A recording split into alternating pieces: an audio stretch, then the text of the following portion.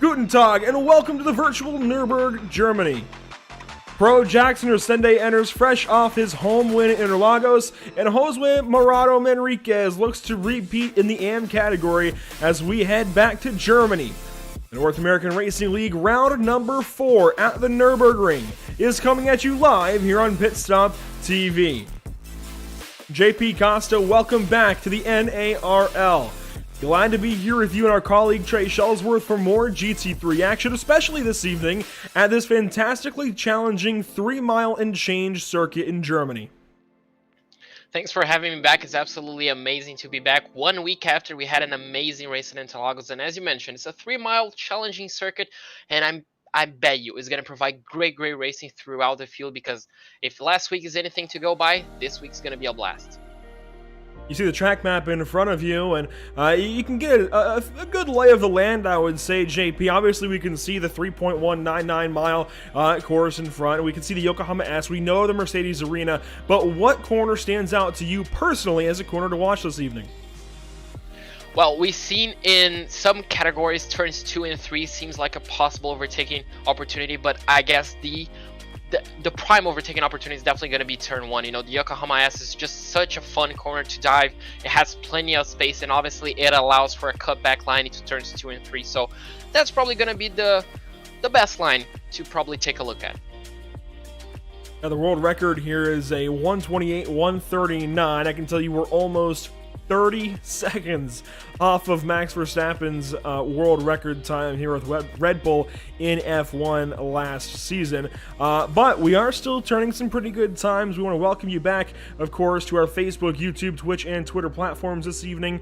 Once again, we're glad to be here with you from the virtual Nürburgring, Germany. Round 4 is sure to help further evolve our point structure with Resende right back on top in pro competition. Win number 2 on the season now, JP, puts Jackson Resende in a pretty solid position, but only 4 points back to Scott Reister, who was very strong last week. Yeah, exactly. Last week was such an amazing race between those two, and well, as you mentioned, only 4 points between them. You know, it's just so close, and some of the other guys can show just how close this field is. Fabio Zamperlini was 3rd coming after Road Atlanta, and right now he finds himself in 8th. So the points are so close. One bad race can really throw you off, and one good race can really throw you back in the championship hunt. If you flip on over to the AM category, Joshua Benjamin, he's got his 1 win. Blake Scott, his win as well. Josue Manriquez comes in at 7th place after his win last week at Interlagos. Sounds like it was a home win for him as well. He moves up in front of Leslie, Braun, Ranieri, and more, up now into, again, that 7th position. He's got a few more points to guys like Chad Klinger, Federico Tamayo, and William Coffey, but is certainly putting himself, I think, in the championship conversation very early in this, short 8-race season. Only 8 races, JP. We can take a look at the schedule as well, but it feels like we still have a long ways to go. I mean, we do. You know, it's just that pretty much it's going to mark the halfway point of the season, this one in most part, obviously. And I mean, it's just been such a fun 3 weeks, and the calendar just... it's going to propulse us to even better 4 weeks after this one. I mean, Mosport, Suzuka, Red Bull Ring, and Donington Park, there's such amazing racetrack with each of its, I guess, qualities. So it's just going to be amazing to see. And unfortunately, it's going to fly by so quickly because it's just one of those great championships. Yeah, I say it feels like we have a whole lot left. The reason I point that out is because realistically, we already are halfway through this schedule. Mosport is coming next week, and of course, Suzuka the week after, and then, you know, before you know it, we'll be through the schedule and finishing things up and crowning a champion at Donington Park. So certainly things moving ahead rather quickly. Another thing that's moving along rather quickly is the practice session here at the Nurburgring. 5 minutes or so are left. Here is practice leader Scott Reister, somebody who's been very quick the last couple of weeks. Quick as well again this evening. Look at this 242 currently on top of the speed charts in front of Matthew Dench, who did not show last week, and that's going to be very important for the points battle. Yeah, exactly. It's going to be great, but look at that pace. He's over 2/10 quicker than Jackson Resende, who you're watching right now on your screen. So that is a promising pace. Let's remember, Reister set himself on pole last week but unfortunately fell short on the podium celebration. He actually finished third. Fabio Zamperlini as well, backing up, only less than half a tenth behind his teammates. So the Canon Esport drivers are looking very, very strong. Matthew Dench, after 1 week out, he's in second place. He definitely hasn't lost any pace whatsoever. Here's Scott Kimbrough in the number 211. He is one of the 9 drivers in the pro category that make up our top 10 right now. Here's Harry Wills and his Twisted Motorsports, Twisted Racing, number 295. The one AM driver in the top 10 isn't currently on the track, but it is Spencer Hewins in the 197. He's there with everybody else in the pit lane currently, but he is the lone AM driver in the top 10 so far. The next AM driver is Federico Tamayo in the BMW out of Florida. Sitting 11th has got to feel pretty good for Federico. He's not very far out of the pro guys. No, absolutely not. This is a great pace he's showing, and I mean, he's definitely going to be happy if he starts P11. He probably can propose himself up into the P10. I mean, he's less than half a tenth, again, outside the top 10. So the amateur drivers really putting on a great show in these series. I mean, we saw that since day one. And I mean, last week we all saw how great some of the amateur drivers were, and well, this week seems to be kind of a repeat. There's Josue Morado Manriquez giving up his Ferrari from last week for a Mercedes this evening. Isn't that so fitting to come to the Nurburgring and bring a Mercedes along with you? That just seems like it almost should be a law when you come to the Nurburgring. His Mercedes looking pretty good. 18th quickest so far in practice. I'm not exactly sure where that stacks up for the AM drivers. It looks like 1, 2, 3, 4, maybe 6th place it looks like for Josue. So that's not all that bad. No, not bad at all. I mean, probably not what he expects after coming from Interlagos, but these are such different circuits that, you know, it's okay. And obviously he's on a different car as well, so it's different characteristics. Obviously this one is front engine, the Ferrari is mid engine, so it's just a complete different monster to tame on a completely different racetrack. So, I mean, he still has 2 minutes of practice, a few qualifying laps, and a whole 50-minute race to get himself up where he was last week. You can see more and more drivers populating the pit lane, waiting to maybe go make a final run here. Is 2 minutes. That's the 2-minute warning for practice. We are just about to wrap up this practice session. The sun is rising over the German countryside, at least here in the sim. We're going to take a step aside. Don't go anywhere. More action is on the way. And of course, all of our action this evening is on the way here on PitStopTV.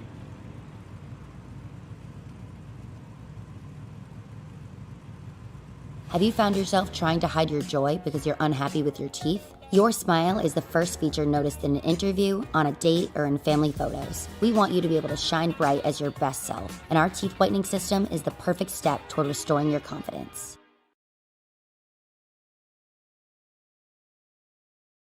SoundArt introduces an entirely new way to listen to music in your home. By combining the best of 2 products, a revolutionary high-fidelity, low-profile Bluetooth wireless speaker with beautiful artwork. Select from a library of artwork or upload your own photos to personalize your experience. SoundArt ushers in an era of invisible, beautiful, and amazing sound throughout your home and redefines your entire entertainment system. The need to reclaim your floor space and rid your home of unsightly speaker boxes that need to be bolted to the wall is now a thing of the past. Our canvas is printed on high-quality permalite by Breathing Color. And select from our gallery or upload your own.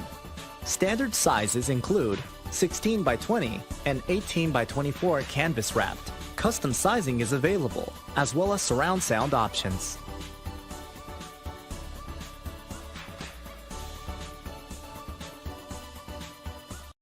After months of quarantine, we're all interested in how we can become our best self. The team at Permanent Makeup and Cryo is here to help you get the flawless makeup look every day without the extra effort or time.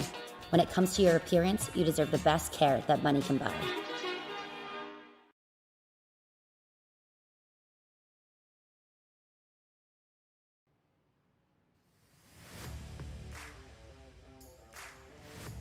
Welcome back to the virtual Nurburgring in the virtual Nurburg, Germany. Qualifying is beginning. Literally, you can see the timer counting down. There we go. It switches on over to our 10-minute qualifying session here this evening for round number 4. I want to give a shout out, of course, to all the people, all the partners here with the NARL who make it happen. Race Lab, Tam Livery, and GS Consulting. A big shout out especially to RaceLab, which helps you improve your driving skills. With modern overlays, race statistics, and native VR integration, you can get the best out of sim racing, and you can start using it now for free over at racelab.app. Free is always best. Free is a great deal, so you can use RaceLab for free, again, at racelab.app. And again, did I mention that it's free? GS Consulting provides custom website and app development, including iRacing League website design and hosting. Find JS Consulting at johnsedlak.com. TAM Liveries offers custom packages for some of the best livery designs on iRacing, many of which are used here in the North American Racing League. Used by pros and amateurs alike, you will definitely look good on track, and that is half the battle here on the iRacing.com sim, looking good while you're going fast or slow or whatever suits you in your time on the iRacing.com motorsport simulator. Qualifying and getting underway. A big shout out to our partners here at PitStopTV as well. Tucson Sound Art, where your picture is your music. Race Pace Setups, the official road setup provider of PitStopTV and Whiplash Racing. Permanent Makeup and Cryo in Maine, where you deserve the best care that money can buy. Whiplash Media, the official graphic and broadcast camera provider of PitStopTV. And BAM Racing Videos, by a race fan for the racing community. Cars on the track here, JP, it's some 5 kilometers or something like that, or so they tell me anyways, and I think cars are occupying every little bit of it right now as they come around to begin, for most of these drivers, beginning their flying lap about now, I think. And here's Alex Trebor working out of the Coca-Cola curve down the front stretch and beginning his qualifying run. Now we're gonna see the fastest lap times of the day. I mean, these cars are running pretty much on dry tanks. They're probably only set up for 2, 3, maybe pushing now 4 laps tops. So these guys are gonna be pushing it to the absolute limit. We know that the fastest lap times may come on the second, but definitely not on the third. Now Fabio Zamperlini as well on his Lamborghini. I've noticed, Andrew, that the Canon Esport drivers, they didn't change cars once throughout the season. Fabio has stuck with his Lamborghini, his trusted Lamborghini, and Jackson has stuck with his trusty BMW. So that's something that, just caught up my eye. And the big thing behind that here in the North American Racing League is these drivers are allowed to change cars between races.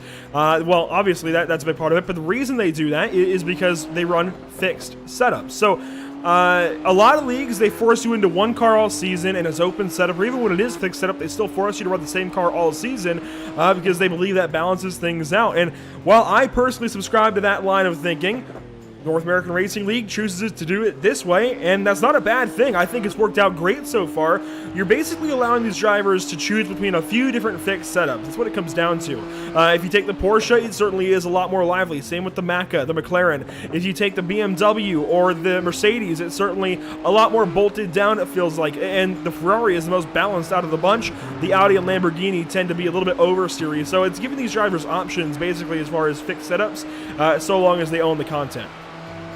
Yeah, exactly, and it also provides, great racing, because we know when it's a one-car fixed series, sometimes the car is going to be at a disadvantage on some track. Let's say it doesn't have a great top line, a great straight line speed, or it's not as great on mid-corner speed, all this sort of stuff. So it just kind of balances everything out. If you know that this car is, let's say, overpowered on a racetrack, you're probably going to see most of the field running it, but at least it's going to provide good, close racing and not put a driver at a certain disadvantage. Ian Lake, the first to turn a time here in the 10-minute qualifying session. There goes Alex Trebor across the line, and it looks like he does not ping for a time, so he must have taken an off track on that lap, but that's not the case for Scott Reister, who goes right to pole time.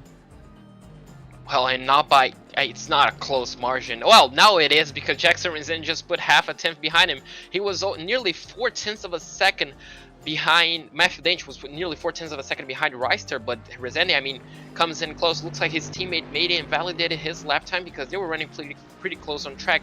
Now Matthew Dench probably only has this lap time to try and get it closer, because I'm pretty sure some of the other pro drivers are going to be closing that grid, because look at from 8th place now, it's all amateur drivers. And look at Harry Wills checking in. He goes third quickest so far in the qualifying session, the 295, looking pretty sporty this afternoon. I noticed that Matthew Dench has gone for the Mercedes this evening. Wasn't he in an Audi back in the first couple of races of this season. I don't actually recall from Road Atlanta. I wasn't there with you guys, but I could have sworn Matthew Dench drove an Audi at least at Hockenheimring, so he has at least made a car switch, it looks like, going over to the Track Racer VRS Mercedes here for the 283 camp, and he works down into turn number, I gotta think about this, I think that should be turn 5 and down to turn 6 down to the Ford curve. Scott Racer is coming around the same couple of corners. That's actually, I'm pretty sure that's turn 10. Looks like they're finishing up their lap time. You might be right. You are. Yeah, they just finished up their, I guess, the mid-corner section of the racetrack, just coming up to the, I mean, very slow chicane. Very tight and very slow chicane. Ian Lake on the 222. It's also finishing up his lap time. We're gonna have to see if he improves. He's currently on P6. Rounds off the final corner. Comes down to the line. Will he improve his lap time? Looks like he does not. So unfortunately, probably ran out of grip or made a small mistake. But P6 is still a very good lap time. Just as I mentioned that, he drops down to P7.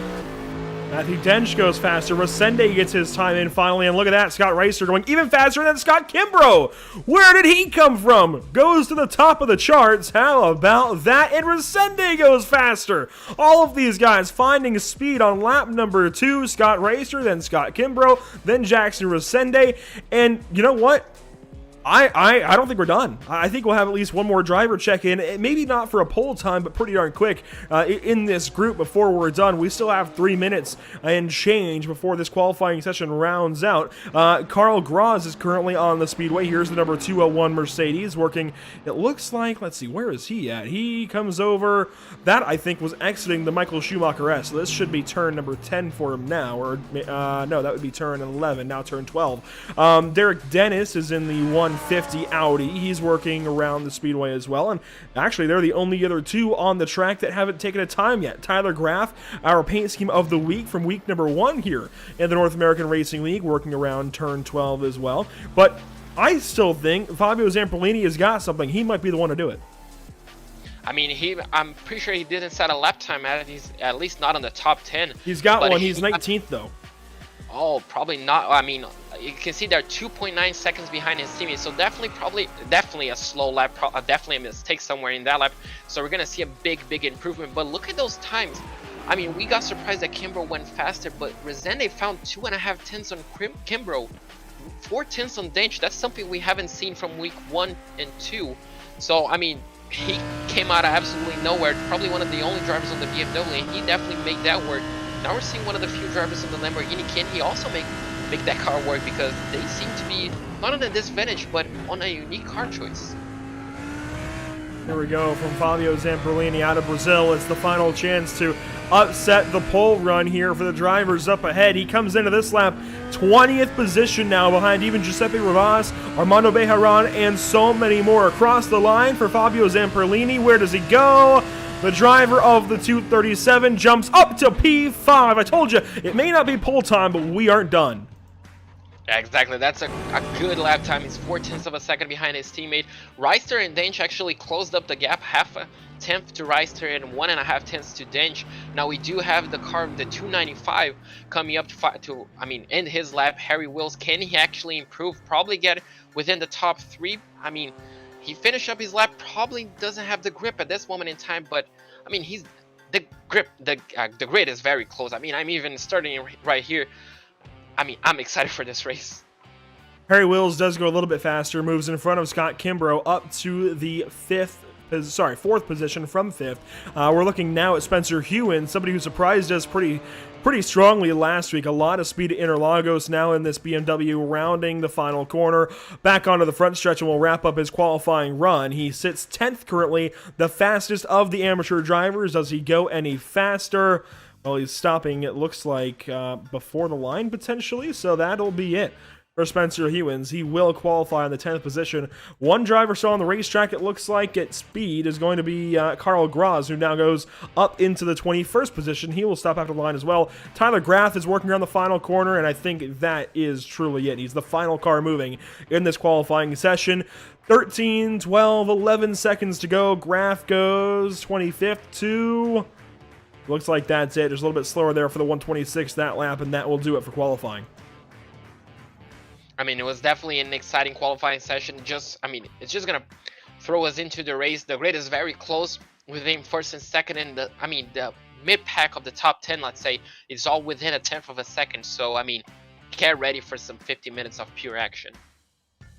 It's going to be a wild one for sure. Glad you're joining us here on PitStopTV at the virtual Nurburgring Grand Prix for the North American Racing League. Starting on pole this evening from the Nurburgring, it's going to be Jackson Resende, last week's winner, two-time winner, the only two-time winner in the series, pro or amateur, starting from first this evening at Nurburgring. The entire field has got to be on watch for that. Scott Reister starts to his outside. His closest competition last week at Interlagos is looking pretty good. In second, starting third this evening, it's Matthew Dench, who missed last week but was so strong at Hockenheimring, followed up by Harry Wills in the 295. Starting in the fifth spot, it's Scott Kimbrough, who went pretty quick there in qualifying. Fabio Zamperlini, trying to recover from a flip last week at Interlagos, will start sixth. Starting seventh, Alex Treber, a pretty quiet night last week in Brazil, starts alongside of Daniel Tenorio. Starting ninth on our grid, it's Ian Lake in the 222, just ahead of pole sitter Spencer Hewins.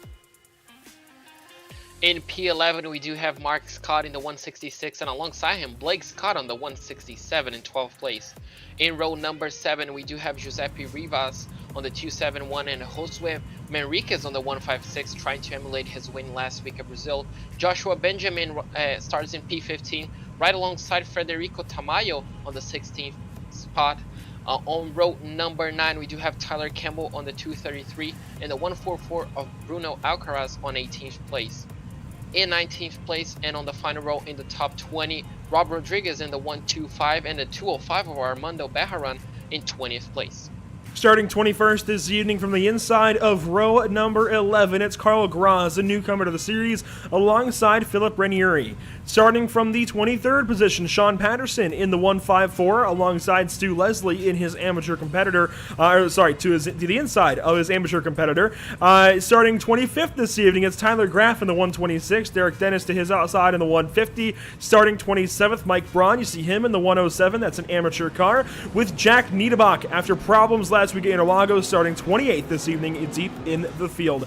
Starting 29th, it is John Sedlak of JS Consulting, alongside another newcomer, Casey Metzger. Starting in the 31st spot, it's the final car on the grid, William Coffey in the 157. The entire field working down to our start. Scott Reister outside pole of Jackson Resende. This is going to be a good one here at the Nurburgring. Glad you're tuned in here on PitStopTV. There isn't anywhere we would rather be on a Thursday evening than with the North American Racing League, in this case at the Nurburgring Grand Prix circuit. Out of the final corner, already Resende is on the throttle. The green flag flies, lights are out, we're off and away at the Nurburgring.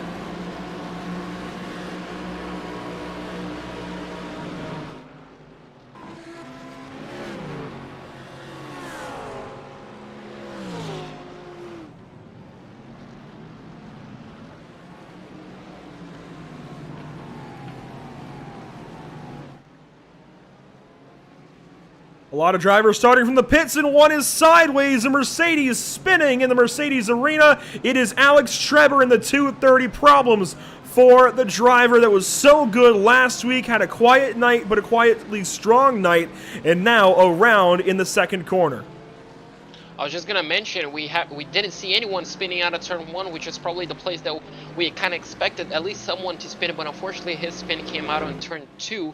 That's gonna set him back quite a ways, but I mean he has the pace to probably claw back. And what a start from Jackson.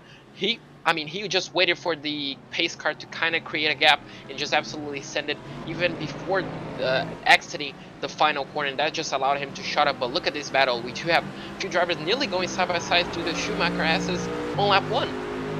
Harry Wills getting passed up, it looks like, by Matthew Dench. I think Harry Wills actually might be trying to pass Matthew Dench there in the 283 car. Wills, of course, started 4th. I believe Dench started 3rd, so it's an attack then from Harry Wills on the back end of the first opening lap. Jackson Resende leading us down to the chicane for the first time this evening, the NGK chicane. I'll get into my rhythm here as the race goes on. So down to the or I guess up, isn't it, to the NGK chicane. The entire field goes. I love this perspective on board of these cars and these chicanes as well.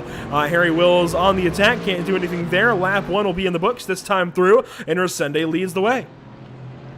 He's going to be leading the first lap. He definitely will be wanting to lead the last lap, but I mean, it's just so amazing to see some of these guys, you know, the strengths and weaknesses.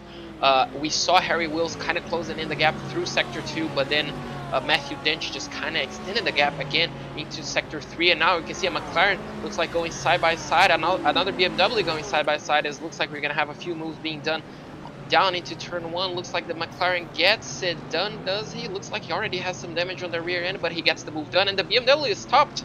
Federico De Maio around in turn number 1 in contact with Joshua Benjamin, who, oh my goodness, right in front of drivers. What a rejoin in front of the amateur field back here. Problems for these drivers, and it looks like Casey Metzger has got some damage as well. Let's check out what goes on here for some drivers into turn number 1. Again, Joshua Benjamin with problems alongside, it looked like, Federico Tamayo. So this is down to turn number 1. It looks like Tamayo's ahead, and Tamayo gets blocked down to this corner by the 144. That's Bruno Alcaraz into turn 1. Oh my goodness, the lunge. Yeah, completely missed his braking point. At that point in time, obviously, you're not on the race line. The corner just kind of tightens it up, and we know how much of a hairpin it is, you know, how tight that corner it is, and that rejoin was extremely close, but it's just so unfortunate to see a small mistake with big consequences. Going back to the front of the field out of that replay, Jackson Resende going to come around and complete lap number 2 momentarily. The first really close battle seems to be Blake Scott going after Ian Lake. This is for the 9th position overall. Blake Scott is second in amateur competition, though, so he's got to get up and by Ian Lake if he wants to get after Spencer Hewins. Yeah, exactly. Looks like he might just have the pace at this moment. Obviously, it's too early to judge on race pace. Looks like right now Lake is probably putting pressure on Ewings. Oh, that's probably just a small kiss, but that was extremely close. That pro driver definitely braving on the brakes as they come out of the final corner. Will we see a lunge down the inside into turn 1? He seems brave on the brakes. Can we see a late Daniel Ricciardo-esque move? He's pointing the car on the inside. Not close enough, but I mean, he's definitely hitting at it. He's certainly thinking about it, is Ian Lake. That was really close in turn 16. Glad there was no contact from the 222. Good Smile livery to the back end of the 197. I think that livery has changed since last week as well. Interesting looking livery there on the 197. We took a look at it earlier. The Can-Am Cannons, it looks like, for the 197. Up front, things very calm. Jackson Resende still leading the way, and it looks like Scott Raster dipping into the gravel just a little bit, but he went purple initially on that lap and then got bested, but he's certainly got speed. Yeah, exactly. It looks like Resende made a small mistake, at least on this lap, because the gap was 1.5 seconds before we kind of got away, and now it's down to 0.7 of a second. Matthew Dench is currently the fastest guy on track, so he's definitely closing in. So right now, Resende, after building a healthy gap, he's definitely going to be starting feeling the pressure, not only from Reister, but also from Dench. You can see overlooking from even behind the Mercedes arena, looking across the track here. Oh, things are starting to get lively here. Fabio Zamperlini, company from Scott Kimbrough. Zamperlini did pass Kimbrough, I do believe, on the start. That puts him in front of Daniel Tenorio as well. Tenorio in the 7th position, looking pretty solid so far, but he's got to get up there to Kimbrough and challenge for that 6th spot. Yeah, exactly. He definitely looks very racy. Some of these guys, I mean, the grid is very close on this second part of the top 10, and you can see Fabio Zamperlini going defensive. No, he's attacking. Looks like Wills at that moment in time on the last corner. Does he get a good enough exit? I'm pretty sure Kimbrough is going to be getting the best exit out of the bunch. Zamperlini just kind of closes the door to get the slipstream, probably to defend well, but right now he's going to be on a sandwich. Look at Kimbrough on the inside of Zamperlini. He's going to get the move done. Can he get 2-on-1? Looks like he can. Look at Zamperlini. No! Daniel Tenorio takes out Fabio Zamperlini down to turn 1. A little bit of contact. They keep racing, but Zamperlini losing a lot of time while these two still go at it. You saw the move from Kimbrough, the 2-for-1 special down to turn 1, and Harry Wills now is put on his back foot. Definitely. I mean, Zamperlini was kind of lining to get them both into turn 2. Unfortunately, did not work out. Probably just a bit too wide of an arc. Well, but I mean, what a move we saw from Kimbrough. 2-1 down into turn 1. That was an excellent move. Brave on the brakes, and he still made that corner. I mean, I guess that's probably going to be one of the overtakes of the week. That was a good one. I think that's a very good early contender for Pass of the Week here on PitStopTV. We didn't see one of those this week, but you'll see one on Monday morning. I promise you that. Jackson Rosende leading the field still. It's down to about a half second or less as they work now through the Michael Schumacher S on the 4th lap of the expected 26 in competition here at the Nurburgring. Look at everybody filing through here. Love these static views as well. They definitely look amazing. I was loving the standing view shot, the still shot between turn 2 and 3 on the opening shot. Just so many GT3s coming into those corners was just so amazing to see. But I mean, the Mercedes are coming alive. Reister is definitely closing in the gap to Resende. Probably the Mercedes has a bit of, I guess, a long race pace. I guess when you compare to the BMW, and I mean, he's just really in Dench, and I mean, Kimbrough probably will have the pace at the end. So Resende right now has a big task, keeping those Mercedes back. I mean, it's a battle for the Germans all throughout the top 5. Looks like John Sedlak had problems off the start, as well as Jack Niederbach. Not sure if they even made the start. It looks like they may not have. Mike Braun is also parked so far in this race. Derek Dennis seems to be continuing on. He's the final driver in line so far of 28 that are still continuing. Jackson Rosende, his lead is narrowing. Not quite 10 minutes into this race, and Reister is closing little by little. Right there, it looks like through the Mercedes arena, he actually pulled on the Merc. Yeah, exactly. It looks like the gap, it just kind of fluctuates. It goes, looks like up on the first sector. Right now the gap is 7/10 of a second right now. So maybe a small mistake from Reiser. But when it comes to the tail end of the lap, the gap is all the way down to 3/4 tenths. So it looks like the Mercedes might be a bit stronger on the final sector, maybe on the second and third sector. But it's just kind of hard to tell in this moment in time. But I mean, it's shaping up to be a very good race. But I mean, it's the complete opposite from what we saw last week. Last week was Resende the one chasing Reister, and he jumped him on the pit stops. Right now is the complete opposite. Could we see a reversal from what we saw last week? That's certainly a great question. Is Rosende? Oh, that was a little bit sketchy there through the back end of the Michael Schumacher S. We were taking laps earlier in random cars here. In fact, we even took some laps in the Lotus 79, and you can definitely tell when you hop up on that curb that the car gets unsettled. Doesn't matter what car you're driving. It could be a stock car that takes curbs like a champ. If you hit that curb in the Michael Schumacher S, you're going to have a bad day, usually, but Jackson Rosende holding on to things. Meanwhile, look at this battle down to the chicane once more. Harry Wills trying to pass Scott Kimbrough, but you see the blink there from Kimbrough, and Wills will hold steady. Looks like Wills is not having that move into turn 1. He definitely wants revenge. He definitely wants to keep at least that 4th position for now. And I mean, these two looks like they're going to be engaging on a titanic battle, at least for the time being, because Wills, he was definitely close coming into the chicane. Unfortunately, the chicane is just so tight, you cannot really go side by side. But I mean, down into turn 1, it's definitely a dive bomb opportunity. Could we see someone going brave on their braking? Oh, looks like not quite. But I mean, this is just shaping up to be yet another great battle on this great racetrack. Some other battles shaping up to the field. There's a string of 3 or so cars in line. Tyler Campbell, Giuseppe Rivas, and Josue Morado Manriquez, last week's amateur winner, sitting back here in the 13th position overall at the moment, trailing Rivas as he works on Tyler Campbell. Tyler Campbell is the one McLaren that I see in the entire field this evening, and I love seeing McLarens. There's one great reason for it here, JP. Let's show it down to turn, what would this be? I think turn 5, turn 6, whatever it may be, right here. Oh, those flames. Those are great. Yeah, they definitely look amazing.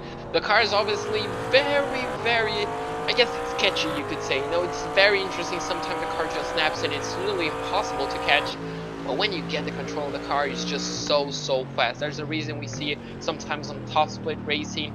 But looks like the McLaren is already damaged. You can see that on the rear quarter panel. It just looks like it took a big hit. But right now, that hit is definitely not slowing down as he's chasing that BMW right ahead of him. And look how close he's getting on the Schumacher S's.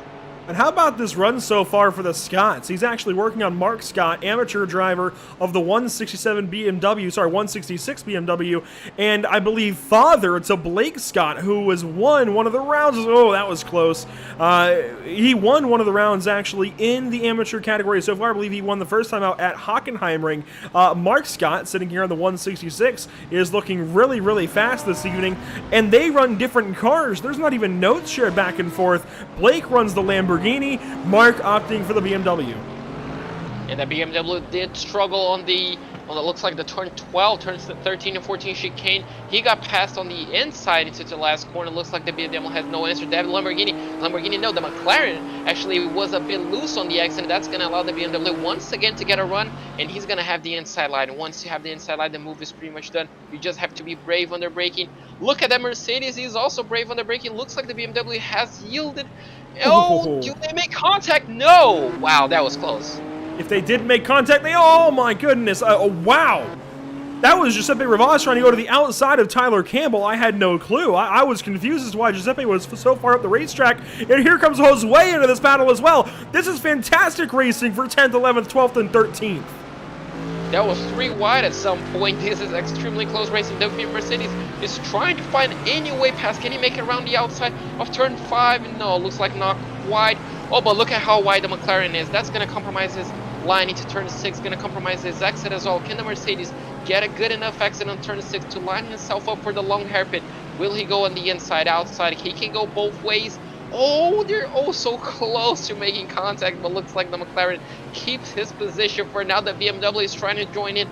Everybody's trying to pass everybody, but they still maintain position. This is amazing stuff so far. Fantastic racing between all of these drivers. Tyler Campbell still leading the way in this little group. Nothing has changed up front, so we're going to stick with this battle for the time being. Campbell is in 10th. Rivas is in 11th. Mark Scott is 12th. Josue Morado Manriquez is in the 13th position. It has actually lost a lot of time over this lap to, it looks like, Daniel Tenorio. I'm pretty sure I saw Manriquez making a small mistake in turn 7, but I'm not 100% sure. But I mean, these are also, if Manriquez can get close enough to that battle, he might benefit from them going side by side, because looks like everybody's quick on one part of the racetrack. Look at that BMW. He's trying to find any way past that Mercedes. I mean, there's 3 different manufacturers, 2 different countries. They're all trying to make it work, and it looks like each and every single car has its strengths and weaknesses, and they all come together on this racetrack. This is why GT3 racing is so great, and especially these fixed setups and the car choice here in the North American Racing League. This is amazing stuff. And again, this is 10th, 11th, 13th, 14th now joining things. 5 cars in a line. Campbell, Rivas, Scott, Manriquez, and Tenorio. When does Carl Graz make some moves and join these guys? Oh, we have a spin! Tenorio and Manriquez! Oh, I mean, no, that's so unfortunate. They were running so close. They would, I guess at one point it's bound to happen. Looks like we do have another Lamborghini. We're going to bit wide into turn 3. And looks like that's a 291 if I'm not mistaken. And that is Tenorio. Like, yeah, so it's just an unfortunate mistake. I mean, we're going to have to take a look at what happened. Pretty much just a small dive bomb maybe. You know, it's just such a tight corner. It turns itself into turn 4. And I mean, it's probably going to start itself on turn 1. Probably with a big lunge. Let's find out here on board with Daniel Tenorio, and you can see Morado Manriquez a little bit wide there, loses a little bit of time. Tenorio certainly on the attack. Where does this happen? Does Morado Manriquez maybe get loose? Right there he gets loose, and oh, Daniel Tenorio, I'm sorry. That was not a high quality move. That was way too ambitious. I mean, it was never open. You know, it's a tight corner. You kind of just run a wide line. But that move was never on, unfortunately. We're going to have to, I guess, we're not stewards, obviously, but unfortunately, that was not quite right. Yeah, that just wasn't a great move. While all of this has happened, somehow we've changed the lead. Scott Reister up in front of Jackson Resende now, and it's just happened. Let's try and find this then. Oh, looks like, well, that's kind of unexpected. I thought Reister was going to play the long game for the strategy, but looks like he's here to make moves. And, well, I'm definitely happy for it. Looks like this is coming out of turn 7. Yeah, looks like on the exit of the hairpin into the Schumacher assist. Still 1, 2, 3, so maybe a small mistake by Resende. This is a couple of corners in advance. We go on board now with Reister. This is down to turn number, 11? And, yes. So, no, sorry, that was turn... Yes, turn 11. This is turn 12 around the Bilstein curve, and you can see how loose Resende got right there. I would never ever think that a BMW would get past in this day and age for being loose, but you've just seen it. Yeah, exactly. That was so odd, and it wasn't even, I mean, it wasn't even a crazy lose like we see on the McLaren. It was just an odd sight to see a BMW getting that loose. Fortunately for him, he only lost one position, so right now he switches from being attacked to attacking. Obviously, he still has to defend from Matthew Dench, who he knows very well, but I mean, this is just gonna be just like last week. Reister in front, Resende in second place. Now, will he attack back? Will he save fuel? What's the strategy for Resende at this point in time?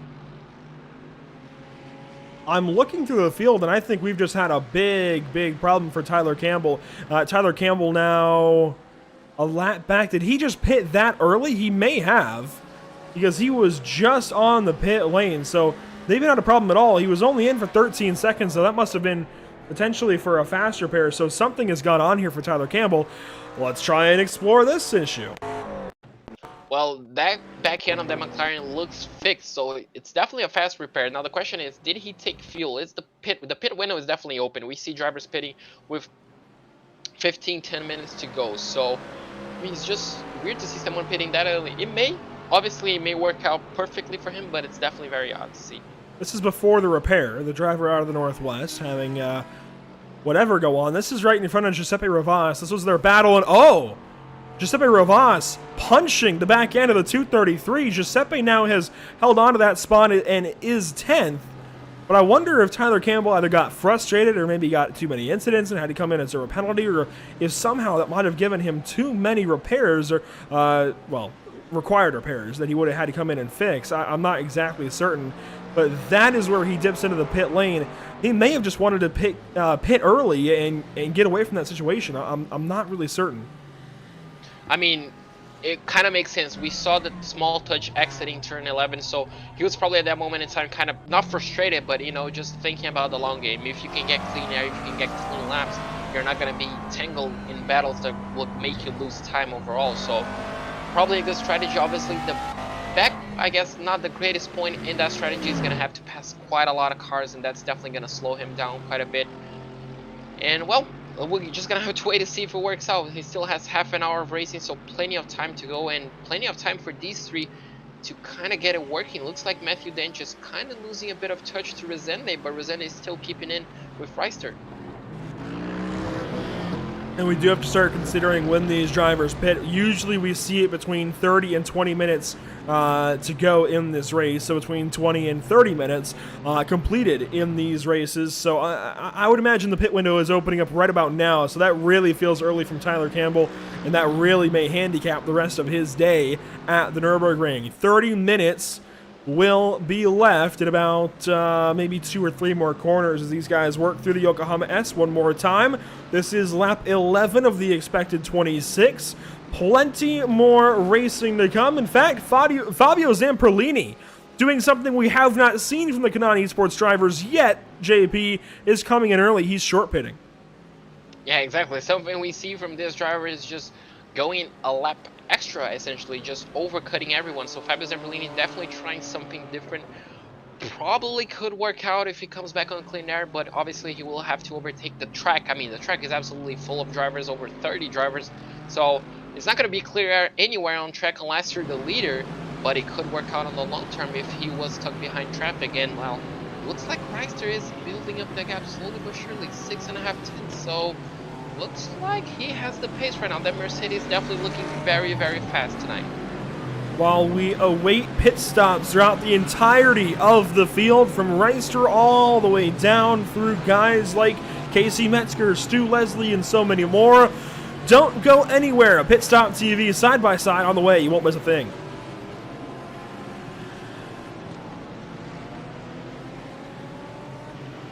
Have you found yourself trying to hide your joy because you're unhappy with your teeth? Your smile is the first feature noticed in an interview, on a date, or in family photos. We want you to be able to shine bright as your best self, and our teeth whitening system is the perfect step toward restoring your confidence.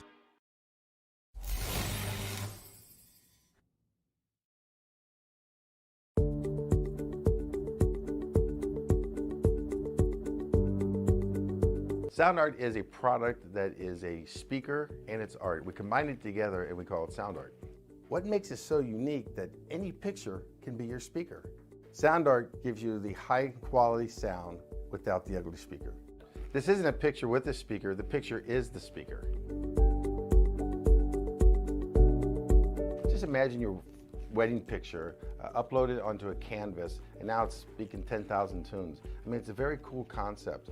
What we like so much about it that you can take anything that means something very special to you, upload it on the canvas, have it hanging up in your room, your balcony, wherever you want to put it, and now it's a speaker. I mean, how cool is that? It's something that we have that and no one has. No one has this product. It's just a great gift to give anybody. It's just a neat concept. Around here we say, art never sounded so good.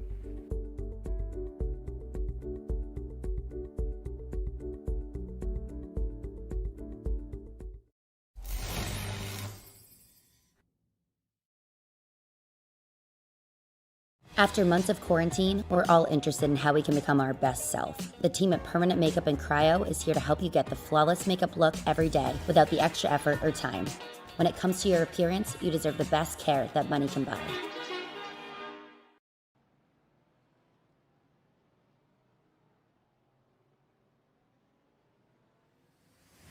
Welcome back to the virtual Nurburgring and the virtual Nurburgring Grand Prix for the North American Racing League. It's stop number 4 on the schedule, the second race in the country of Germany. Scott Reister leading the way, Jackson Resende in second place, Matthew Dench in third. Pit stops are soon to come and things are ramping up. Amateur leader currently Spencer Hewins in the 6th position overall. In the top 3 all stayed out that lap. JP, when do we expect them to come in? I mean, obviously it's a mystery to see how long these cars go. It varies from track to track, but I'm pretty sure the top 3 will be the last guys to come into the pit lane. Now we do see, looks like Harry Wills coming in, so probably we could expect some of the leaders to come in the next 2, 3, maybe 4 laps. It just depends on how low the fuel level is on those cars, but as soon as one of these guys comes in, the rest of the grid will follow. Now Harry Wills comes down into his pit stop. He promotes Hewins to the top 5 position, something we saw last week from Jose Manriquez. So kind of similar situation, running well into the top 10 all by himself, no mistakes. It's just a good race, isn't it? This is a really good day so far for Spencer Hewins. Brand new to the scene here with the North American Racing League. Do believe he missed Hockenheimring and Road Atlanta, but joining last week ahead of Interlagos, and now showing that he has got what it takes to potentially come from behind and contend for this amateur championship. Look at him, 5th place overall, leading the way for the amateurs. He should cycle back into 6th, maybe 7th overall. We'll see how things work out when it's all said and done. Recall that Zamperlini pitted very early and could cycle out in front of Spencer here when it's all said and done, but things looking pretty good for the driver of the 197, albeit being loose right there out of turn number 8. Yeah, exactly. He has pretty much a 10-second gap to Kimbrough ahead, 12-second, and around an 8-second gap to Giuseppe Rivas, so he's pretty safe. He just has to keep his composure, you know, keep his lines consistent, no reason to overdrive the car or underdrive the car, so just keep doing what he's doing and he'll be just fine. Now look at these two. Looks like Resende is just turning up the pace at this moment. He was very, very close as they head into the chicane. Now he's very, very close as they head into the final corner. Could we see maybe a dive bomb into turn 1? He's only 0.2 of a second back. It's definitely ambitious, but definitely possible. And Resende was never really slow throughout the earlier run. Well, the earlier run, it's still that same run, but throughout the earlier segment, if you will, he was never slow, just made that one mistake, and Scott Reister has hounded Resende so much that he was there in order to take it and capitalize on it. So at this point, Resende is just waiting on a similar mistake from Scott Reister, but we have not seen, all the way back to Interlagos, we've not seen a mistake out of Scott Reister. We've seen a mistake for Scott Reister where he got hit by a lap car last week and turned around in turn 4, but we haven't seen a mistake made by Scott Reister all the way back to the green flag 1 week ago.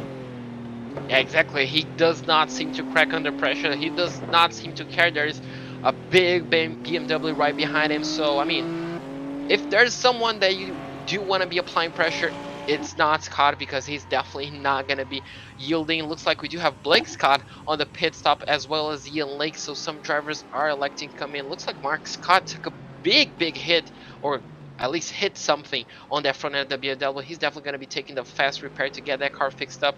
And as you do, there we go, fixed up and into the pit lane. So we could be expecting the leaders to come in at any moment in time right now. And the question is, did Reister save fuel enough to go an extra lap? Probably not, but Resende also now a few minutes behind him also saves fuel. So the pit road race will be very, very interesting between these two. And we're expecting it very, very soon. We're into the final 3 minutes of our expected pit window. Usually, we see pit stops made from minute 20 to minute 30, so from 30 minutes to go to 20 minutes to go. Nobody pitting this lap, it looks like, though, out of the top 3, so we are seeing, again, the race leaders going to the very end of this window. Does Spencer Hewins differ, though? Well, we've still got to wait to find out. It looks like he is all the way back in the chicane still as our leaders round to the start-finish line. Does Hewins pit right here? No, Hewins is going the extra lap at least as well, so he will go on to lap 15 of competition here at the Nurburgring. Yeah, so it looks like these cars are running great mileage. I mean, we're going to be saying this just like last week. Probably this lap, probably next lap. But I mean, the top 3 are definitely going to be probably hopping in. The best car out of the bunch is definitely Matthew Dench. He's been running on the top 3 all night long. So if someone is saving fuel, that's definitely going to be him. So don't be surprised if you see a double undercut from Matthew Dench. Now Zamperlini looks like he also is making a few moves, not in the top 10 quite yet, but the top 10 is still yet to pit, as another driver looks like dives into the pit lane. And that's Daniel Tenorio heading down to the pit lane for service from his virtual crew. Looking now at Fabio Zamperlini, who's leading, well, not leading, but is ahead of Philip Ranieri. And it looks like Armando Bejaran down to turn number 1. Zamperlini goes, and that number 237 looking down upon that Lamborghini here. And he's just been off this evening, JP, hasn't he? Just hasn't had the speed of his teammates in Jackson Resende. He's certainly been quick, just not the kind of Fabio Zamperlini run that we would have thought we would have had.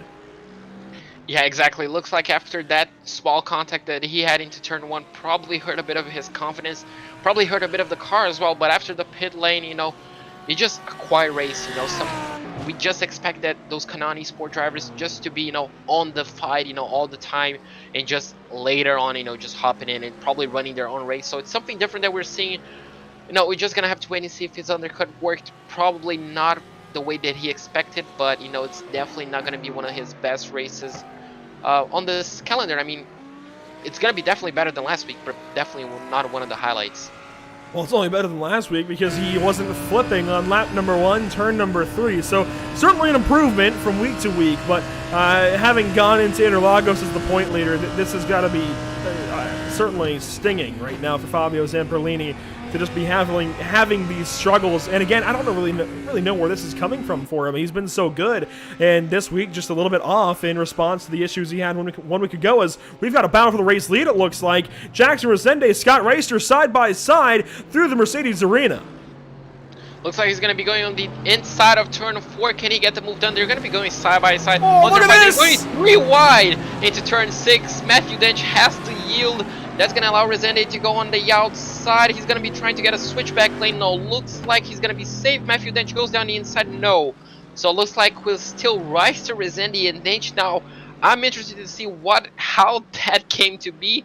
Probably on a mistake by Reister on turn 1, but I mean, that just showed that Resende and Dench, they're not afraid to go side by side, and they're definitely racing. Oh, there it is! Oh. Dench is going to go on by Resende, maybe no, side by side, up to the Michael Schumacher S they go, and that's not going to work for Dench. He's got to back out. He gives that spot right back out to Resende, who is now well over a second behind Reister, just went wide at the exit of turn number 8, and we've seen that consistently for Resende. Working wide, working certainly to the outside of the track limits here at the Nurburgring, and finally, that time it bites him. It doesn't lose him a position, but it loses him a second of time. He was way too quick mid-corner, probably carrying a bit too much speed, and I mean, Dench is going to be kicking himself because he got the run. Unfortunately, he just got a bit too greedy, let's say, on the throttle, and unfortunately that caused the traction control. Look at it, Resende is diving into the pit lane. Now looks like the leader is as well. Now Matthew Dench, I'm pretty sure, is staying out. He was saving fuel all throughout the night. If he does stay out, he's definitely going to be in for a shot. Now look how much Resende caught up on the pit lane, so definitely braver on the brakes, and he definitely made up for all that time lost in their battle.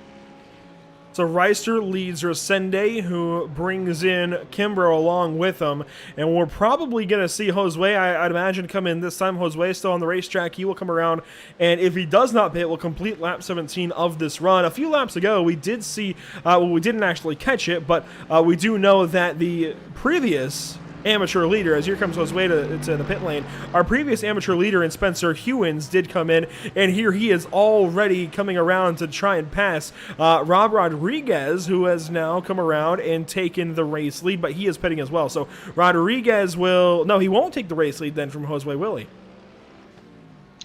Probably not. Looks like, just gonna be on the pit exit. Fabio Zamperlini jumps into 6th after all that pit stop. Look at it, the top 7 all the way down into 10th. They're all amateur drivers. Just so amazing to see. Hewins now comes back into the lead of his class. Looks like Mariquez comes into 2nd. Giuseppe Rivas feeds himself back into 8th. So it's kind of a mix-up, all this sort of stuff. Looks like Resende jumped Reister on the pit stop. So something that we saw last week, I'm not pretty sure, Andrew, if you remember, Resende does like to underfuel his car a bit, so, I mean, could be one of his strategies. And he's only got to defend now for 17.5 minutes, and this just seems like a position that Resende is more comfortable in. He talked about it last week, where he underfueled and had to save. The difference, though, is that this week, he can't lean back. He's got Scott Reister right out the mirror, and he has got to challenge the entire rest of the way home. Now, he only underfueled by however much fuel it made, for 0.3 of a second less in the pit lane, so that's not a whole lot of a difference, but it is still underfueled for the 225. We're waiting on Dench in the pit lane. Here he comes in the 283, so he'll finally hit the pits, and everybody now, with this pit stop from Matthew Dench, has come in for service. Don't rule out Matthew Dench as well. He stayed 1 lap longer. That means he has to fuel 1 lap less on the pit stops. So, right. I mean, he could be within one of the greatest strategies. I mean, he was just hanging back into 3rd. Now it's just going to be a question of where he feeds off between these two. Does he come out ahead? Does he come out between these two? Or does he come out behind? Place your bets, because the answer is going to be coming in within a few seconds. He's already done 12.4 seconds in the pit box. That is a second faster than Resende. And actually, what I've just noticed here is Resende took a 0.3 pit stop longer than Scott Reister, not the other way around as we initially expected. Look at this difference for Matthew Dench. A second faster in the pit lane gives him the race lead. He is your race leader with 16 minutes to go. That's patience. He just waited out the whole race, just staying back in 3rd place, saving fuel, lifting and coasting, not hopping into battles, not overdriving his car. And look at that, 1.2 seconds clear of Resende, 1.9 second clears of Reister. He was 2 seconds behind when Reister came into the pit. So that's just the difference that you get from just saving fuel. I mean, just sticking with the leader, saving fuel, just not being overly ambitious. That's just patience for you, and that's gonna pay out. Now, obviously, he has to, I guess, extend the gap to Resende, and if Resende catches him, he has to defend once again, something that he did in Hockenheim and he did at Road Atlanta. So Matthew Dench could be working on win number 2 to match that of Jackson Resende now in the pro category. And Dench enters this race 11th of the points, as you see lapped car of Sean Patterson get out of the way, but not quite for Jackson Resende, holding Resende up a lot. Oh my goodness, the godsend certainly for Matthew Dench, but pain right there for Resende, and now making Scott Reister go the long way around as well. And that, ladies and gentlemen, is why as a lapped car, you've just got to stay in the racing line. Just be predictable. Don't stop in one corner, because then you end up on the apex for another driver. Yeah, exactly. Sometimes you're helping out the leader, but you're absolutely not helping out some of the guys that are coming up behind him. But looks like Dench made a small mistake on the exit of the chicane. He lost a bit of time, only 2 or 0.3 of a second, but that's going to be enough to kind of put a bit of pressure on him and kind of just, help out Resende and Reister, just knowing that you're catching up slowly but surely. But that Mercedes just looks like it has the pace overall in the BMW, at least around the Nurburgring. And I mean, if there's one place where you want your car to be faster in one situation, is when you are leading. So just under 14 minutes to go in this race, taking a completely different complexion now. Resende still with company from Reister. That's not all that different. We're used to seeing this at this point, but we're not used to seeing a 283 on top of the scoring pylon, at least in the last couple of weeks. Big time stuff here from Matthew Dench, taking over the race lead late, but he is a little bit shorter on fuel. Whether or not that's going to make a difference when it comes down to it for the race win, we don't know just yet, but he definitely took a lot less fuel on his stop. A lap, I don't think, would have been a whole second, so he might have underfueled a good bit, whereas Resende seems to have overfueled, at least compared to Scott Reister, and still made it out in front of him. So I can only imagine what's gone on for those two drivers in the pit lane. Certainly not a great run through the pits for Scott Reister, a little bit slow, and potentially something he needs to work on for weeks moving forward. There's a battle further back in this field. It's beginning now with Armando Bejarran, Federico Tamayo, and William Coffey. These guys 16th, 17th, and 18th on the track. They're ahead of Mark Scott, who had damage earlier and has pitted. Oh, this battle is definitely going to be interesting. It looks like we do have two teammates battling now. And the question is, will team orders be under effect at this point in time? Only 12 and a half minutes to go. So, I mean, it's all out racing from now on. You're not saving fuel whatsoever. You're just on full-on attack mode. Now, the question is, what will William do? I mean, we saw some drivers last week just hanging back whenever they saw two cars battling and ended up paying off as the two cars ahead of them kind of collided. So the question will be, will these two collide and just allow one of them to go through? Well, question is there. It's just a matter of time to see if the BMW is going to attack or the Mercedes is going to make a small mistake. Well, the Mercedes here, Armando Bejarran, is 16th overall and is in the pro category. While these are certainly points for these two drivers, I don't know that they're going to press the issue too hard to get on by Bejarran for the 16th position overall, but it looks like Federico might prove me wrong. Here he goes, Tamayo to the inside of Bejarran through the kink, and oh, he's maybe got it up and onto the curbing, now down to the chicane, and Coffey's just sitting back and waiting. Look at that move from Tamayo right down to the apex of the chicane, and oh, he gets turned around! Oh my goodness! Oh, but look who's coming on the outside. Unfortunately, oh, that Mercedes unfortunately is going to be coming. Looks like on the second trip. Looks like the BMW of Tamayo as well. So not the greatest result, not the result that these two won, and unfortunately for them. But what a move that was going out to be. Just sold him the dummy. And I mean, it was just going to be such a great move, wasn't it? It was almost really, really good, and then just wasn't quite clear on the back end of the chicane. Now Mark Scott battling with William Coffey. These guys fighting for 16th, 17th, and now Ranieri is in for 18th. How about this for the driver of the 108? Good stuff for Philip Ranieri. We have not talked much about him this season, but with 10 minutes and 50 seconds to go, it's looking pretty solid for the driver out of the Great White North in Canada. Matthew Dench still leading the way up here in the 283. It's a second and a half or so back to Jackson Resende, and a little more time back to Scott Reister. It seems like Reister has leaned back a good bit. He's not really pressuring. Yeah, exactly. It looks like the gap are stabilizing between even Dench and Resende and Reister. So it looks like the gaps are pretty much the same as they were 2-3 laps ago. 1.5 and then 1.9 behind. So now the question is Resende focusing on attacking Dench, or is he focusing on just Reister behind? I mean, we haven't seen Resende cracking under pressure a lot. We saw a small mistake by him on, this race actually. So, if he is focusing a bit on Reister, he knows that he has failed once to keep him behind. Now, is that running through his mind? I'm not pretty sure. Probably not. And he just wants to shave that off and probably just hold second place to prove a point. The interesting thing for Jackson Resende is this is the most wild race we've seen out of him so far. Otherwise, he's been very calm and collected. This is the most that we've seen him on edge and making mistakes and getting a little bit wide out of corners. It's not something we're used to seeing out of Jackson Resende. Usually very cool, calm, collected, and certainly calculated.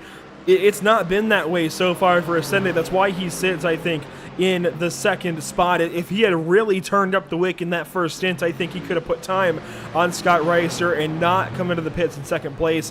And I think ultimately that is what holds him back. Now, there you go again, he gets loose out of turn 11 down to turn 12. So just problems here going into the Bilstein curve for Jackson Resende. Yeah, definitely not a perfect race for him tonight. Definitely something to be learned. Obviously when you don't win, when you lose, in a way, you obviously have something to learn for next race. So he'll definitely be taking this into consideration for next week's event. And it's definitely going to be a big challenge. But if someone can do it, those three are definitely the names. Spencer Hewins as well it's just like last week. We're not talking a lot about him. He's just running his own race at his own pace, and it's just paying off really well for him, isn't it? I like that alliteration as well. His own race at his own pace. That sounds great there for the Can-Am Cannon driver. Spencer Hewins working through the final corner now will come around and take, it looks like, 5 laps to go for himself. This time by the start-finish line, he's ahead of Giuseppe Rivas overall, and behind Fabio Zamperlini, who has worked himself back into the top 10. So good stuff there from Fabio, getting back into the top 5 overall.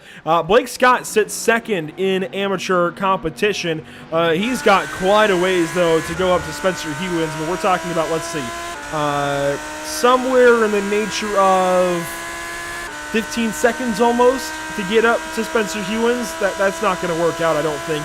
There's not enough time, I don't think, for him to get up there and make up those 15 seconds at any rate for Blake Scott. But second place is never bad. Second place, silver in your category, is still a really, really good day. And Blake Scott is showing that he has got potentially championship winning speed. He's ahead of Joshua Benjamin, who he enters this race just a few points behind. Yeah, exactly. Second place is always good. Obviously, it's not a result that any driver wants, any racing driver wants, but, you know, it's still pretty solid. And I mean, when you're ahead of some of those pro drivers, it shows that you're doing something very, very right. Obviously, as you mentioned, he's ahead of some of the big names also in amateur category, so he's doing a perfectly fine race. Obviously, not close to Hewins, but Hewins is doing an amazing job, just like last week, Josue was doing as well. So some of these drivers are shining in their own way, and it's just so great to see. But look at it, it looks like the gap for the lead is kind of shrinking, so maybe Resende is saving the best for last. It is a little bit, not by much, but here on the final laps, the closing laps, I think we're taking 4 to go this time by the stripe. It is starting to close a tiny little bit. It opens back up across the start-finish line there to take 4 to go, but certainly closing for Resende. Yeah, exactly, and if he wants... I mean, the best place is just saving the best for last. So if he can get that gap closed, looks like it's back to 1.2 seconds now. So yet again, stabilizing at that gap. Looks like Reister is again dropping off quite a bit. So unfortunately for him, but you know, if he can get close enough with essentially 3 laps to go or 4 laps to go at this moment in time. So I mean, it could be quite close. Looks like Dench has this in the bag though. It's up to 1.3 seconds almost into the forward curve this time, and just not so sure for Jackson Resende. I think even if he starts to make up that time that he needs, it's a little bit too little too late, but it is pretty nice how he has certainly started to walk away from Scott Reister. You can see he's put some time on the 242 car, so nice for himself at least. He's working himself into a nice little...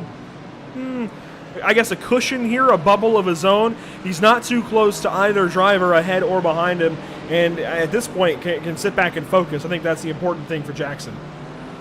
Yeah, exactly. If you cannot attack and if you're a bit too far away to defend, you know, you enter that bubble. We've seen that bubble with Hewins. I mean, you just drive your own race, and sometimes it's the best thing you can do. You're not focusing too much on clawing in, I guess, an unreachable goal of just, you know, extracting 1.3 seconds out of nowhere, and you're not too worried about a car that's 1.21 second behind you. So you kind of just enter that zone and probably just focus on your own race and don't make any mistakes. Sometimes that's all you want at the back end of a race.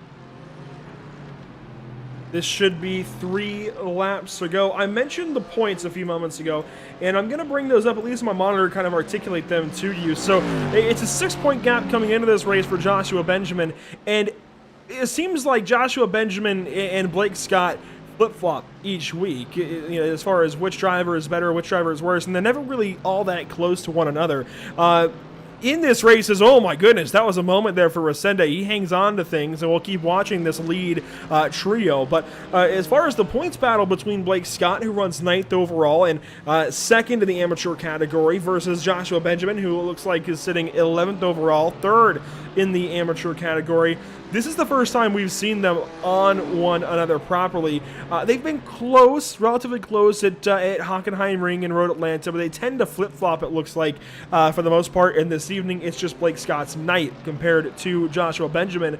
But if you look towards, of course, the 197 machine, there we go, Spencer Hewins, he comes into this race after only starting for the first time last week at Interlagos in the 17th spot. I would imagine this could catapult him around guys like JP Alfonso, Stu Leslie, Tyler Graff, but it's going to take a lot more work than this to continue on his way up. So I think we're still talking about a Blake Scott or Joshua Benjamin championship at the moment, and they're looking strong, second and third in AM. Yeah, exactly. It's very, very interesting, especially for the championship. You know, it's probably not interesting on track because they're not always that close, as you mentioned. The momentum just kind of swings back and forth between those two. But on the championship, it's definitely interesting to see, you know, after one race, Blake jumps, and then the other race, Joshua fights back.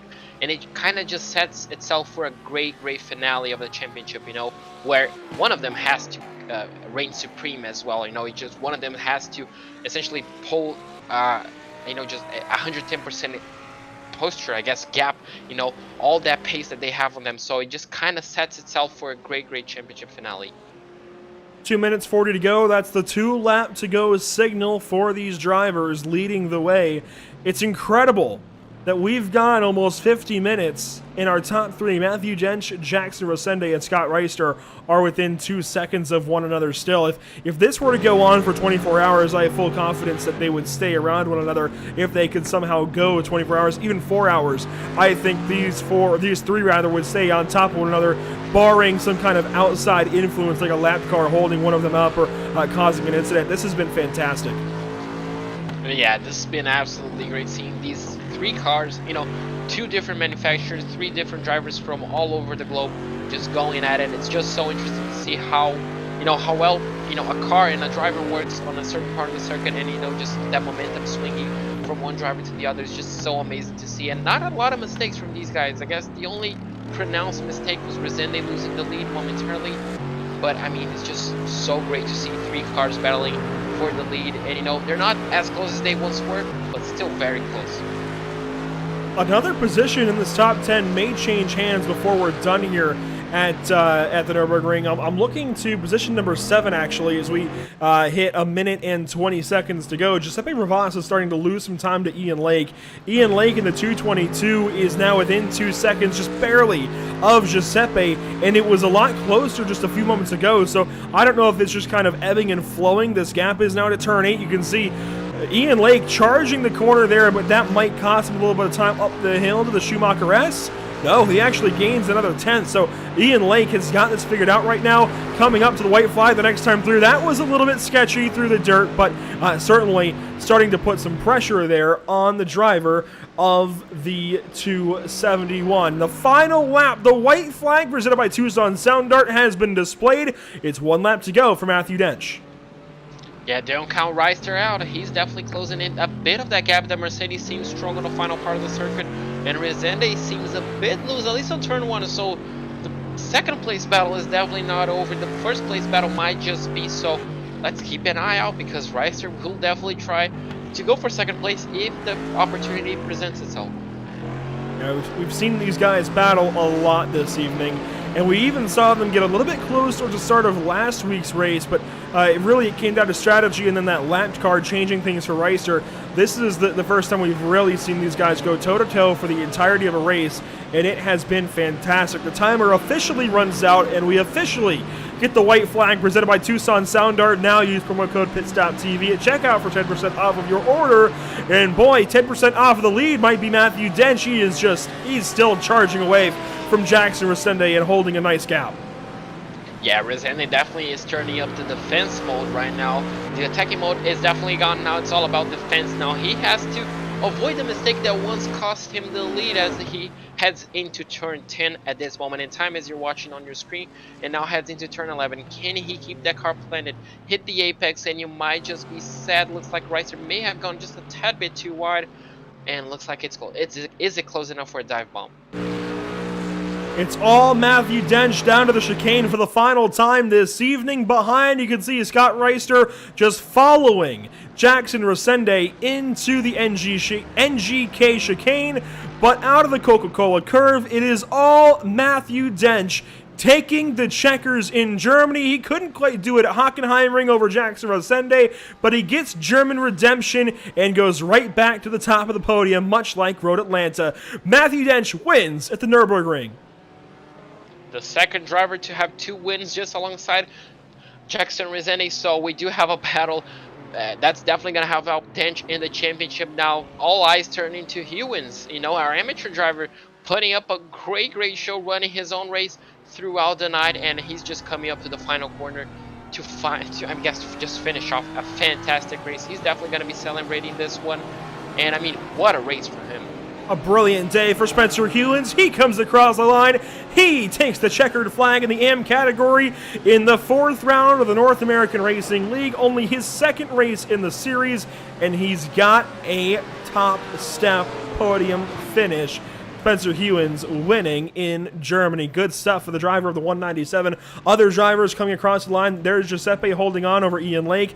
Blake Scott takes 2nd in amateur competition. There's Joshua Benjamin taking 3rd in the amateur category over Jose Morado Enriquez. Another solid run, but it's just not enough for the win in amateur this week. It's 4th place to match his 4th place overall results from Interlagos.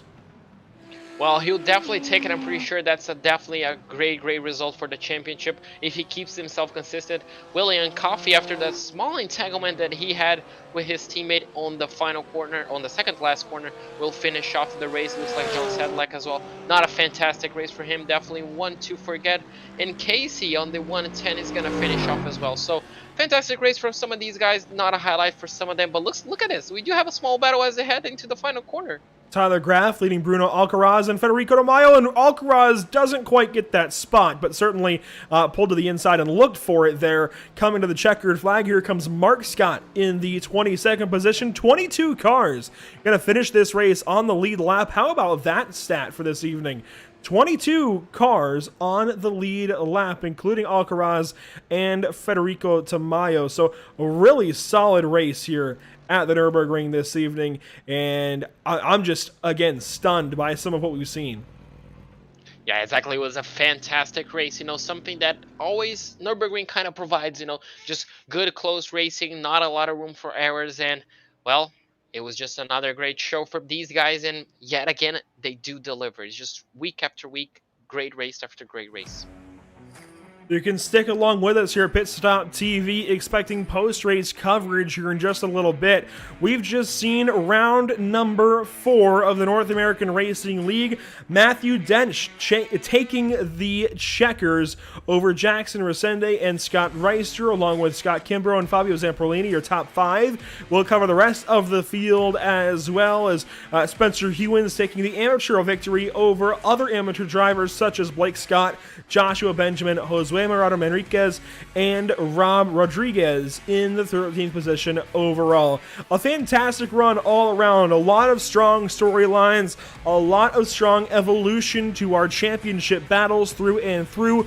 The Nürburgring did not disappoint, and neither did the North American Racing League. It never disappoints, it seems, from the Streamers Championship back at Road Atlanta, now all the way through round number 4 at this point in their 8-race season. It's officially halfway now, JP, and we've still got, so much racing to go, so much to look forward to. This will get it done from the Rhineland. We'll be back momentarily with post-race coverage.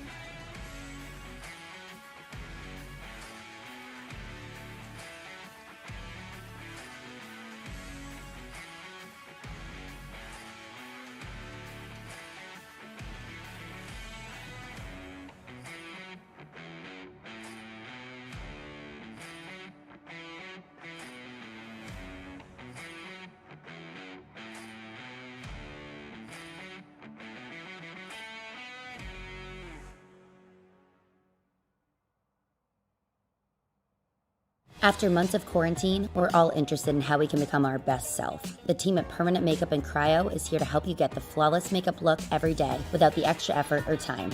When it comes to your appearance, you deserve the best care that money can buy.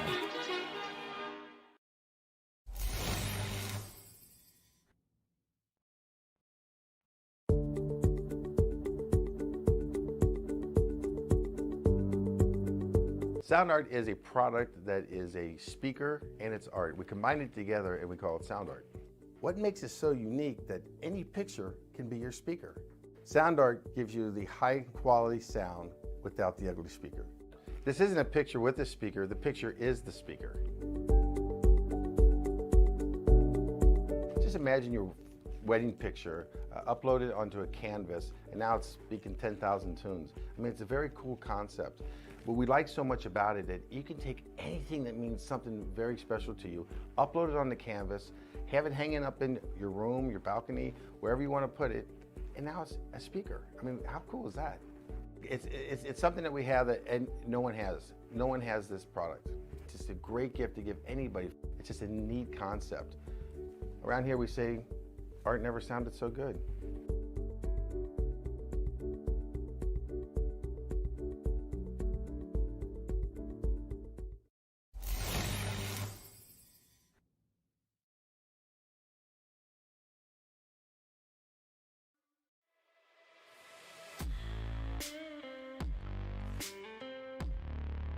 Welcome back to the virtual Nurburgring. What a show this evening in Nurburgring, Germany. 3.15 miles according to iRacing, 5.07 kilometers, and what a show it always seems to put on here. Matthew Dench taking top honors in what was some brilliant pit strategy. Matthew, I'm not really sure exactly, how you got that to be just 1 second shorter. I would have thought one lap of fuel would have been a lot less than 1 second in the pit lane, but you underfueled the car, certainly compared to Jackson Rosende and Scott Reister, and you take home checkers, never looking back from that pit cycle. What was the plan all along? I mean, the plan was to qualify out front and just go from the start, but messed up the qualifying laps. The start second row, that's not too bad. Get to sit in behind the guys, so that changed his strategy. Sit in behind them, start fuel saving from the get-go. Got a whole extra lap, underfuel the car. I could still fuel save even while out front. It was just, didn't really lose any lap time. Just lifting and coasting in a couple of little places. But surprised I got the big gap after the pit stop. But managed to maintain that one and run away with it. Does it seem like maybe Nurburgring is just a little bit easier to fuel save at? It feels a little bit weird, almost like an oval short track in a couple of ways, but also it has some long straightaways. Yeah, just in amongst all the slower, windy stuff, you can really save a bit of fuel through there. So Matthew Dench getting things done, and we missed you last week at Interlagos, so this sets you back a little bit in the championship standings. You come into this evening in 11th, but this is certainly going to boost you with 11 laps led and the victory. How does your outlook maybe change for the next 4 races to hopefully get this championship? Well, last week I was pretty sick, no energy. I was really tired, so I thought I'd just take that one as a drop round, but that puts a load of pressure on for the rest of the season. Can't miss anything, have to perform well, so we'll see what happens. Well, we're glad you're at least feeling better this evening. Hopefully you're feeling 100% very, very soon, buddy. Certainly a 100% victory for you here at the Nurburgring. Congratulations, buddy. Who do you have to thank? Who do you want to shout out this evening? I guess I'll have to start shouting out the VRS. They do a wonderful direct drive unit. It's definitely improved the consistency of the driving, so thanks, guys. Certainly quality equipment coming from VRS these days, a quality program as well, and it works out for Matthew Dench taking home victory in the number 283. Matthew, congratulations once again. Good night. We'll see you next week. All right, thanks, guys. See you. Matthew Dench getting things done from the Nurburgring. We'll hand things over then to JP Costa, side by side with Jackson Rosende. Então, Jackson, boa noite. Bom falar contigo de novo. Então, fala sobre a tua corrida. Obviamente, tu qualificou na pole. Por um momento ali no começo parecia que ia ser uma vitória fácil, tava indo embora, mas um errinho ali talvez custou. Me fala como é que foi a tua corrida. Boa noite a todo mundo que está assistindo a transmissão. Cara, aquela volta do quali ali me surpreendeu, porque eu não esperava, porque o Scott e o Matheus estavam muito rápido. Inclusive, foi a melhor volta que eu consegui fazer nessa pista, foi aquela do quali. E eu sabia que o pace deles estava muito bom na corrida, cara. E aquele errinho realmente custou muito caro. E não conseguia nem salvar combustível atrás do Scott. Ele tava andando tudo ali que dava ali para tentar acompanhar ele. E hoje, infelizmente, sofri do meu próprio veneno. O Matheus salvou o combustível e na hora do pit ele saiu na minha frente e tava muito rápido. Não tava tentando chegar nele, mas não conseguia. Mas pro campeonato é bom, mais um pódio tá aqui também, é bom. E agradecer aqui meus companheiros de equipe, treinando junto. E agradecer os patrocinadores da equipe, que é a B8 Seguros e a construtora Zimmermann. E agora vamos para a próxima, né? Exato, e para a próxima, lá em Mosport, bem diferente a pista, né? Uma pista bem mais técnica. Como é que você prepara? Tá confiante? Gosta da pista? Eu nem tenho ela. Vou ter que comprar ela, vai ser novidade para mim. Vai ser interessante, eu tenho certeza que tu vai apresentar já um ritmo forte. E, bom, eu espero te ver semana que vem. Ótima corrida hoje de novo e, bom, meus parabéns. Obrigado. Espero também estar aqui semana que vem. Até mais. So, that was second place Jackson Resende. Well, starting off in qualifying, he said that lap was his absolutely personal best all throughout the week he was practicing. So, it was definitely a surprise for him. And in the beginning, obviously, he pulled out a great pace, over second place Reister. But unfortunately, that small mistake that we saw, unfortunately, has cost him dearly. And he said that he kind of suffered from his own fate. Normally we see him, saving fuel, but unfortunately he got jumped by Matthew, who's actually saving fuel this time. And he said that he couldn't even save a tiny bit of fuel behind Reister because Reister was just seemingly on qualifying pace. So there was absolutely no way to lift and coast, just save a bit of fuel to try and undercut everybody. But he's happy with P2, it's good for the championship, it's good for him. And well, talking about Mosport, he doesn't even own the track yet, so it's definitely going to be a surprise for him. It's going to be interesting to see if he has the pace next week to match some of these guys, but he sounds confident and, well, he sounds happy with his result. Certainly reason to still be happy. Second place, nothing to scoff at. A very strong day for Jackson Rosende. We'll move things on then to an amateur driver. Not the amateur winner just yet, but it's Blake Scott finishing in the second position in amateur competition. 9th place overall. And Blake, another strong day. That Lamborghini looking good. It's very clean at the end of 50 minutes at the Nurburgring. How'd you do it? Oh man, yeah, I had a lot of fun out there. It was a good race. Had a few small mistakes that set me back. I was right on the leader there for quite some time, and I felt like I could have had that win tonight, but unfortunately it slipped away. Well, certainly still a very, very strong day for you, Blake, and you were actually nose to tail for a while there with your dad, Mark, right? Yeah, that's correct. You guys having a very strong day. What was the difference then for the Nürburgring? What brought you both together and so fast today? I think it was a combination of him getting in the right car, and we actually had a lot of practice this week, so we were both feeling very comfortable around here. The track we're both familiar with. We've raced around here before, so yeah, we're happy with a solid result here. I noticed the split car choice between yourself and the Lamborghini, and Pops then in the BMW. What influences that for you? And it's actually become hot conversation in the league Discord. How do you feel on that anyways? Yeah, it's interesting. I haven't, raced in a league where we can change cars every week. So leading up during practice, we just test out each car and see which one we feel most comfortable in. And whichever one that is, we go all in and get all of our practice in and get ready for Thursday night. Well, Blake doing a great job of it so far. Second place in the amateur category. It's going to set you up really nicely for the points battle to continue on with Joshua Benjamin. Who do you have to thank? Who do you want to shout out? Who makes it happen for you? Yeah, shout out Scott Racing, my pop, Mark Scott. Solid race. Shout out NARL for putting on a great league. And I'll see you guys next week. Have a good night, guys. We'll see Blake Scott for sure at the Canadian Tire Motorsport Park next week. Seriously, congratulations to Blake Scott. Another really, really strong run for Blake. And alongside his dad there for a while as well. That's got to feel pretty good for he and Mark Scott. That'll do it seems, for interviews. No other drivers connecting to our Discord. So it seems like that wraps things up then, JP. And we can move on to results. Matthew Dench winning this evening. That's a big headline here in the North American Racing League. Missing 1 week, but equaling back up with Jackson Resende. Scott Reister there in third. Scott Kimbrough in fourth. A good day for the Scots overall. Fabio Zampolini nails the top 5.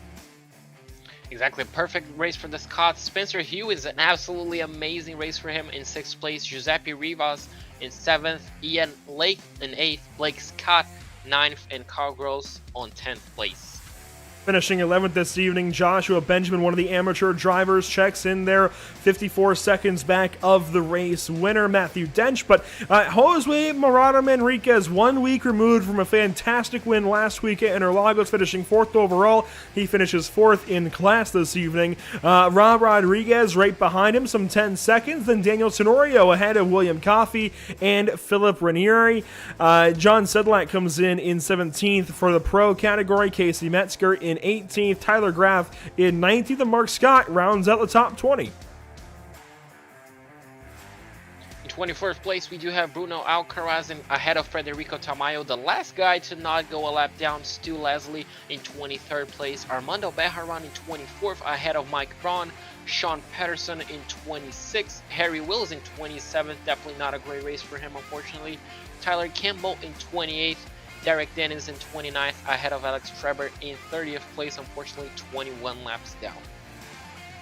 I believe there's just one more driver to look at. It is, of course, Jack Niederbach from FTR Esports, finishing 31st, not starting the race this evening. So 31 drivers showing up to the Nurburgring, not all of them starting, but at least here in practice and qualifying and making their way out to the virtual Nürburgring, Germany. What a race, JP. It would not be possible without our partners with the North American Racing League and with PitStopTV. Of course, want to tell you about RaceLab, which helps to improve your driving skills on the iRacing.com sim. With modern overlays, race statistics, and native VR integration, you can get the best out of iRacing.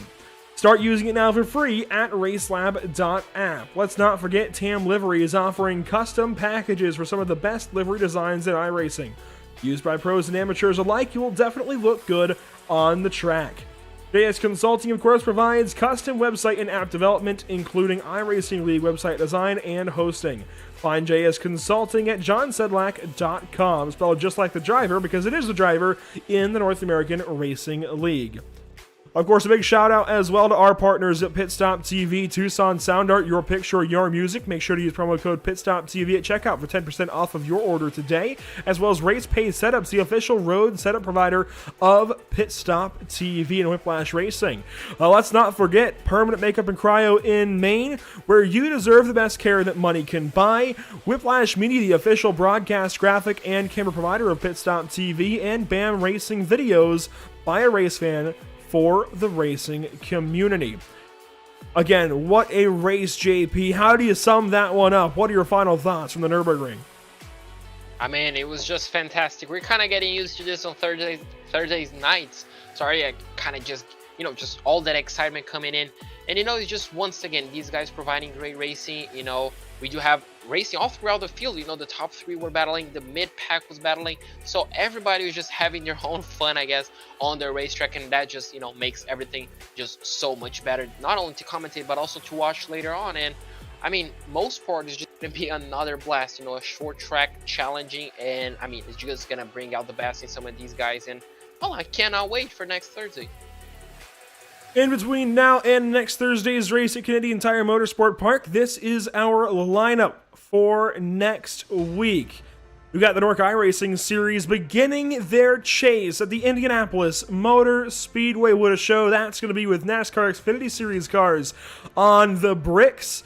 Then Wednesday evening, 6:40 p.m. Eastern Time, we've got the Cars Esport Tour round number 2 heat racing being added to the lineup. An email went out to drivers to inform them of that one today. Cannot wait to see how drivers cope with that dual heat racing down in Myrtle Beach, South Carolina for round number 2. On Wednesday evening, a little bit later on, but simulcast as well, is the Outlaws Sim Series trip to the Bristol Motor Speedway with dirt on it this time, just about a week ahead or so of Nork doing it as well. So we get a little preview of what Nork might look like, but we've got trucks on the dirt at Bristol on Wednesday at 7:30 p.m. Eastern Time. Do not forget that we've got the North American Racing League next Thursday from the Canadian Tire Motorsport Park. A lot of racing coming up through the rest of August, a lot to be happy with, and a lot to look for throughout the rest of the month. If you want to book with PitStopTV, by all means, give me an email at andrew@pitstoptv.com. We'll add you to the lineup today. JP, let's talk about where we can find all of these broadcasts and broadcast updates and stuff throughout the week. There's certainly plenty of places to find Pit Stop TV on social media, and they're all listed on the bottom for you. Well, you can find us on Facebook at facebook.com/PitStopTV, on Twitter at twitter.com/PitStopTV_, on Instagram at instagram.com/pit_stop_TV, and obviously on YouTube at youtube.com/c/PitStopTV1. And of course, we also live broadcast all of our races that we can over to Twitch at twitch.tv/pit_stop_TV. The same username then as we have on Instagram. It's been a fantastic one from the virtual Nurburgring. So glad to have joined you here, JP, for this one. It's been a fun one. Thank you so much to everybody tuning in across our many platforms: Facebook, YouTube, Twitch, and Twitter Live, and our social media updates on Facebook, Instagram, and Twitter. That will do it from the famous Nurburgring. For all of Pit Stop TV, JP Costa beside me on the mic this evening, Trey Shuttlesworth over on social media. I am Andrew Cardinale IV. Thank you for tuning in, and we will see you next time. Have a great night.